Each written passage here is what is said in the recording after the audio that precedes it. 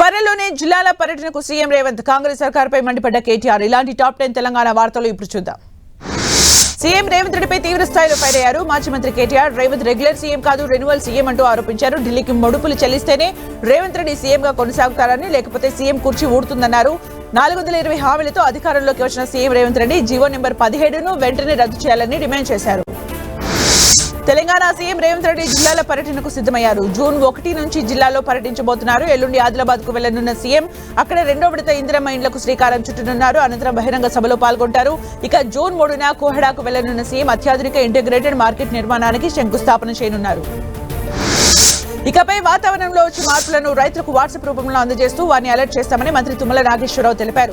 దీనికి సంబంధించి తెలంగాణ వాతావరణ సలహాలకు వ్యవసాయ శాఖకు మధ్య కీలక ఎంఓయూ కుదిరింది. సచివాలయంలో మంత్రి తుమ్మల ఆధ్వర్యంలో ఈ ఒప్పందాలు జరిగాయి.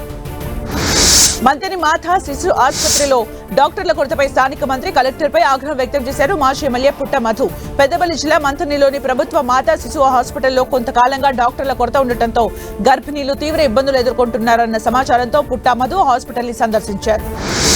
ఎస్ఐఆర్ పై మరోసారి కాంగ్రెస్ నేతలు గాంధీ భవన్ లో సమావేశమయ్యారు. ఎస్ఐఆర్ బూత్ లెవెల్ ఏజెంట్లు సంఘటన్ సృజన్ అభియాన్ పై సమీక్షిస్తున్నారు. మరోవైపు మధ్యాహ్నం 2 గంటలకు పార్టీ అనుబంధ సంస్థలతోనూ సమావేశం కానున్నారు. సీఎం ఆదేశాల మేరకు ఎస్ఐఆర్ అంశంపై మంత్రులు, ఎమ్మెల్యేలు, ఎమ్మెల్సీలకు ఇవాళ బాధ్యతలు అప్పగించనున్నారు.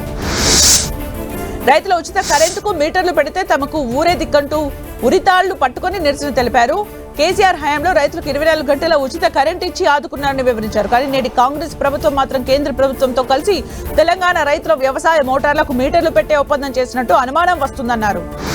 కామారెడ్డి జిల్లా బాన్స్వాడలోని ఎల్ఐఏ చెరువుకు త్వరలోని మహర్దశ రానుంది. 3,14,00,000 భారీ బడ్జెట్తో చెరువు సుందరీకరణ, పునరుద్ధరణ పనులను కాంట్రాక్టర్లు ప్రారంభించారు.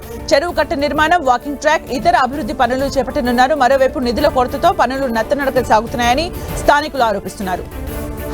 ధాన్యం కొనుగోలులో కాంగ్రెస్ ప్రభుత్వం విఫలమైందన్నారు బీజేపీ రాష్ట్ర చీఫ్ రామచంద్రరావు. కేంద్రానికి రాష్ట్ర ప్రభుత్వం ఇండెంట్ ఇవ్వలేదని ఆరోపించారు. రాష్ట్ర ప్రభుత్వం ఆలస్యంగా కొనుగోలు చేపట్టడం వల్ల లారీల కొరత ఏర్పడిందన్నారు. రైతులకు కనీసం గన్నీ సంచుని కూడా సప్లై చేయలేకపోయారని విమర్శించారు. ప్రజా పాలన ప్రగతి ప్రణాళిక మహిళా వారోత్సవాలు భాగంగా ఆదిలాబాద్ జడ్పీ సమావేశ మందిరంలో కిషోర బాలికలతో మాక్ పార్లమెంట్ నిర్వహించారు. గ్రామీణాభివృద్ధి శాఖ, స్నేహ సంఘాల ఆధ్వర్యంలో జరిగిన ఈ కార్యక్రమాన్ని కలెక్టర్ రాజశ్రీషా ప్రారంభించారు.